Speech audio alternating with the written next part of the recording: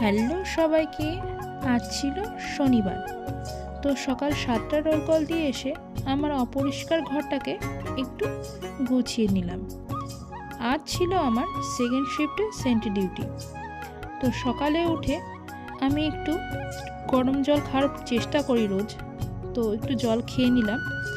দেন বসিয়ে দিলাম একটা ডিম সিদ্ধ, তার সাথে খেয়ে নিলাম গত রাতে ভিজিয়ে রাখা কিছু ড্রাই ফ্রুটস। দেন আমি রেডি হয়ে গেলাম আমার সেন্ট্রি ডিউটির জন্য। আমার সেন্ট্রি ছিল 10টা থেকে 12টা পর্যন্ত এবং বিকেলে ছিল 4টে থেকে 6টা পর্যন্ত। আমাদের এখানে সেন্ট্রি না 4 ঘন্টা করে হয়, কিন্তু আমাদের এখানে যেগুলো থানা আছে সেখানে কিন্তু 24 ঘন্টায় করতে হয়। আমাদের এইটুকু সুবিধা রয়েছে। দেন ব্রেক টাইমে একটু এসে আমি লাঞ্চ করে নিলাম। তো এইভাবেই কাটলো আমার স্যাটারডে। তো চলো, বাই বাই।